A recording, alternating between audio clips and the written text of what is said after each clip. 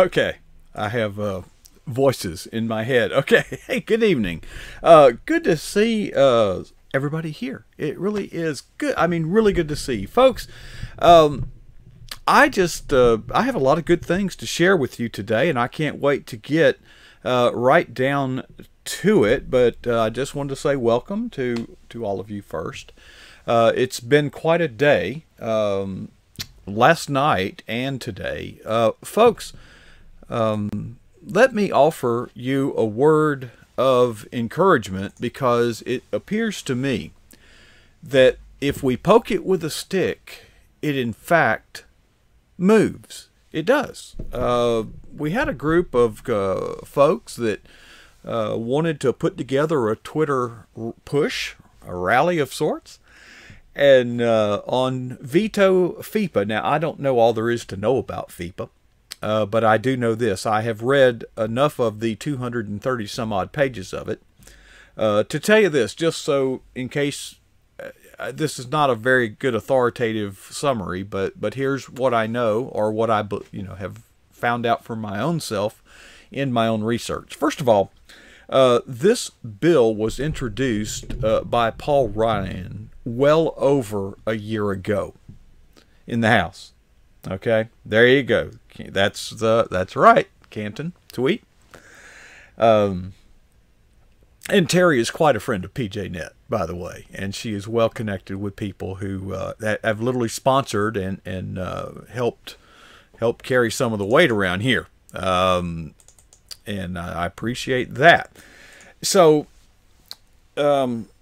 Paul Ryan introduced this bill over a year ago. Now, I'll share with you something I kind of learned. It's sort of a unwritten truth out there to the effect that when a speaker assigns a number to the bill, like HR blank XXX, if it's a real low number, that means it's a priority for the speaker. If it's a real high number, like 4,174, the speaker's kind of saying, this is not a big deal, kind of leave it in committee, don't worry about it.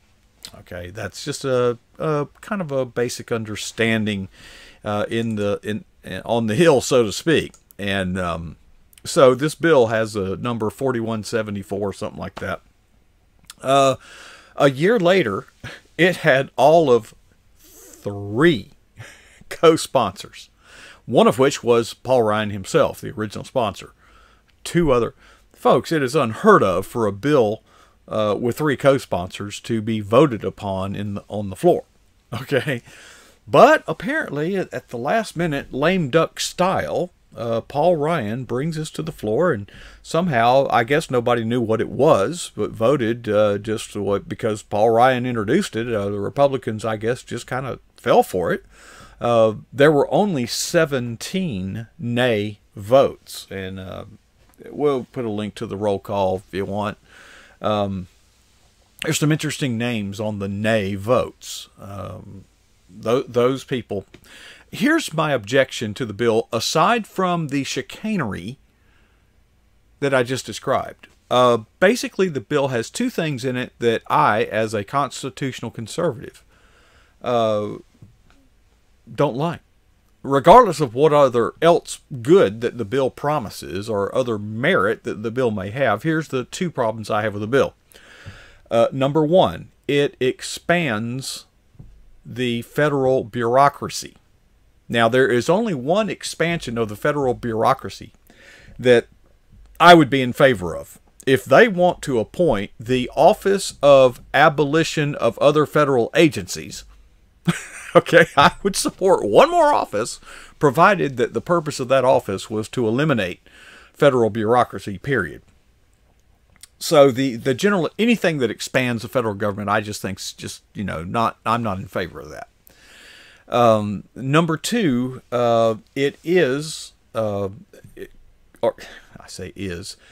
it certainly opens the door to more and more infringement. They're getting closer and closer. They're kind of nibbling around the edges of acquiring data.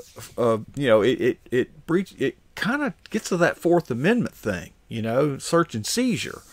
Just how much spying is the federal government doing on, well, us without cause. The cause is no longer probable cause to get a search warrant, or prosecute a crime or an investigation, but now just to, we just need to know so that we can run the federal government better. There are some very interesting videos. In fact, the group that what Terry basically is behind have a permanent fixture now on patriotjournalist.com. It is patriotjournalist.com/take action. And right now the content is veto FIPA. However, that will of course mutate over time. So we hope that prospers and grows. And folks, the effect of rallying the troops, I mean, folks, there were a lot of tweets going out. I say a lot based on today's landscape. It certainly wasn't like the good old days. But for those of us who have an app, you can go to patriotjournalist.com/take action, and you can literally schedule tweets from there just like you do from here. Now, if you have scheduled the tweets here, you can't schedule them there because they're the same theme, even though they're different tweets. That's a technical, it's not a glitch, it's an anomaly. But nonetheless, you can, for those of us who have apps, we can schedule tweets accordingly. Okay. We may play some videos from the playlist over there tonight. I think most of you have seen them. I don't know if we should play them or not, but I encourage you to go to patriotjournalist.com/take action and watch the playlist. There's some pretty interesting stuff in there. Some of it's a little bit, stuff, but the vast majority of it is quite informative, quite interesting for something that is below the radar. This is the kind of thing that it would be nice if PJNet could capture and bring public awareness to. Quite frankly, we're on a very short fuse. The bill was passed in the Senate and sent to the president on January the 2nd. So the 10 days, basically, the only way to stop this at this point would be for Trump to, or the president, whoever that may be, in this case Trump, has 10 days. The 10th day, I think, falls on a Sunday, but so maybe they get an extra day. I don't know, but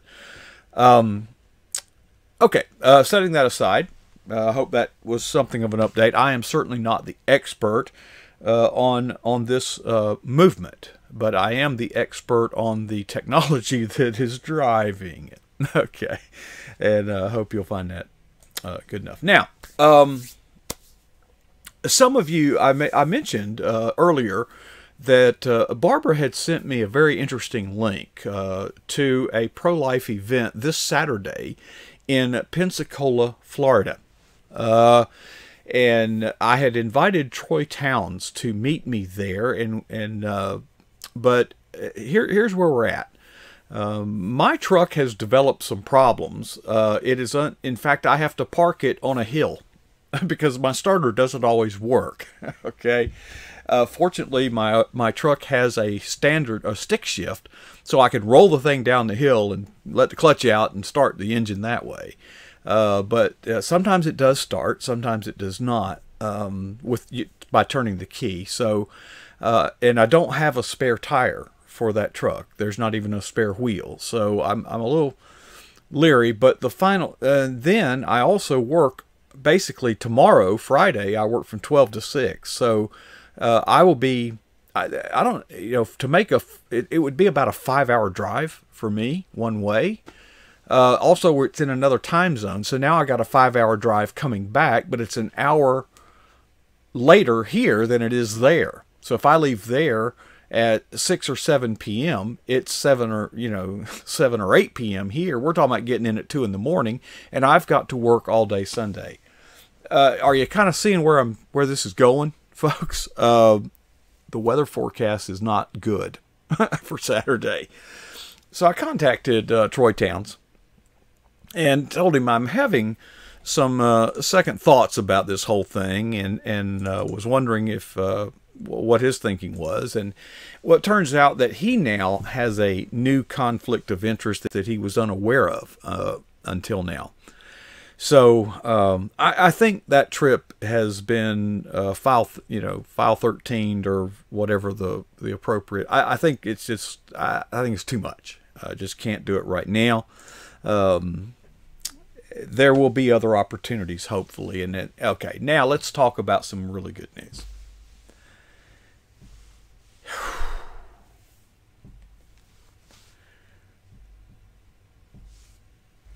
The proceeds of the real estate closing have cleared, and I have in my hand my share of the sale proceeds of that piece of real estate, which means that I can now go shopping for, and if I find what I want, I can actually purchase not a new vehicle, but certainly a nicer, newer vehicle, one that with about 200,000 less miles on it. And I will deposit that check tomorrow morning in my bank, and I will proceed ordering the initial stuff that we need. I'll be contacting my carpenter once I find out what my schedule is for next week to finish up the walls here in our studio. That's step one. But hopefully I will be able to also rebuild the table and desk that you see here to accommodate the new gear. So I kind of want to have the gear so we can kind of test it out and actually do it if we can. I don't know if he could do all that in one day or not.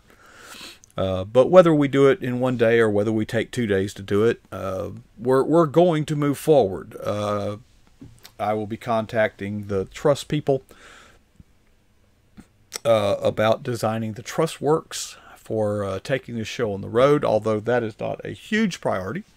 I've got to contact the fabrication company, the welding company, and follow up because they're going to custom build a trailer to carry the trussing and the vehicle that I'm going to get. I'm going to get like an SUV instead of a pickup truck because I can take our speakers and the electronic gear and put them inside, out of the weather, out of the humidity, and a little bit more secure, locked down. But the trailer will serve two purposes. One, basically the trailer is going to be a box. The top of the box will be the stage platform where the performers, I don't like that word, but you know what I'm talking about, the people, the subject, Troy Towns, or maybe a praise group, or maybe a Brad Stein, or somebody like that, can take the stage and be at an elevated position, and the truss works will be built around and above the stage when we perform in an outdoor venue. So the upper portion is obviously just stage, and of course the trailer, when I pull it up, it'll have jacks at all four corners, so we can literally lift that trailer up off of its wheels, and it will be anchored at all four corners, so it'll be stable and it'll be level.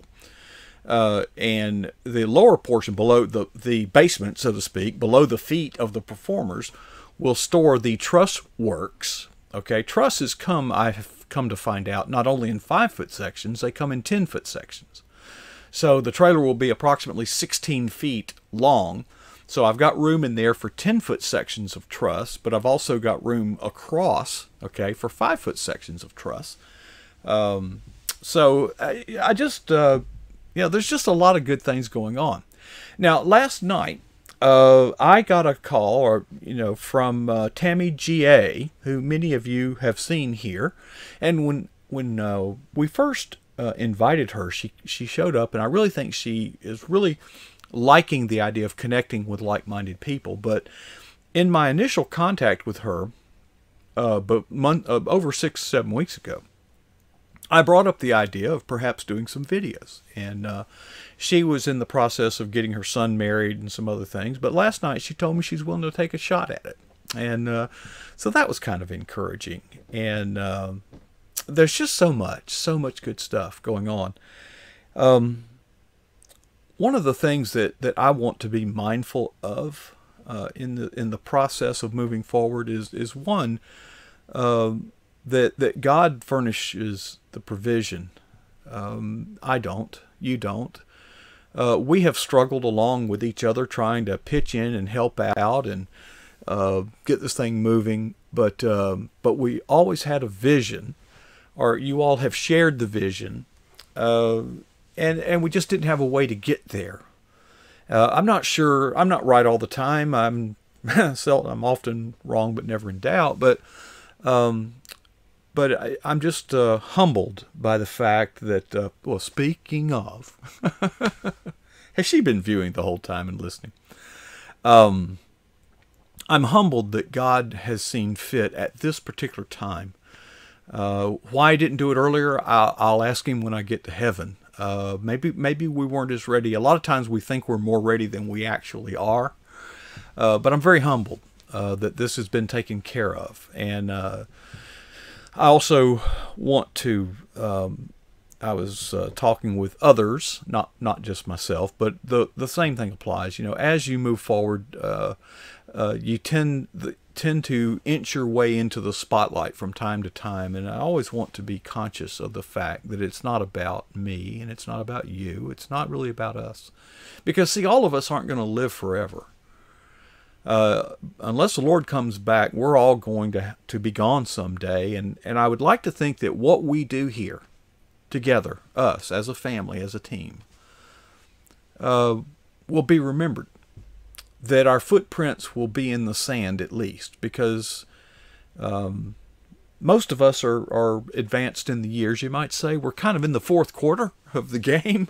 Hopefully not at the 2-minute warning yet, but in any event, one of the things that I would like to challenge all of us, myself and all of you, we've talked about it before, but we've got to find a way to reach out to young people and incorporate them into this, because we can't do this forever. But the purpose for which we do it will last until the Lord returns. So that's kind of on my mind too. You know, I feel good, I feel healthy, but you know, that anything like that could change in an instant for any of us. And so let's be conscious to reach out, because some of the venues we're going to be our messaging will be to school children, students, younger people and their parents. I think we are in a very dire, urgent situation where an entire generation is now coming into adulthood that have been exposed to some indoctrination, and that if we don't double down, if we don't do our duty, and if we don't come together, and if we don't admonish ourselves and them in the, you know, I don't have a lot of hope there. But if I didn't think it could be done, I wouldn't be doing the things that we're doing. And we're not going to do it. God's going to do it. We can't do it. We can only serve. And God furnishes the blessing and the fruit. And we've done some incredible things together. What we've done with what we have. I was just sharing with Tammy last night. You know, she doesn't know about some of this stuff. For all the criticism that we've received for it, folks, we moved the needle. We made a difference. We didn't win, but boy, we scared the heck out of them. They don't want to play us again. That's one of my goals as a coach, not just to win, but to run the score up so that they literally don't want to play you anymore. And that's a little bit close to true. When I was in high school, we were a very small school, but we dominated. The only people that wanted to play us, nobody wanted to play us, but we're in our district, and we would have to go way out of town to Orlando and Daytona, St. Augustine, Tampa, Pensacola, all over the state, trying to find somebody that would play us. And we'd usually we were a small team, a 1A school, but we'd have to go to 2A schools. And here's the thing. Here's what taught me something. We would go play a 2A school that we had no business playing, and they would win.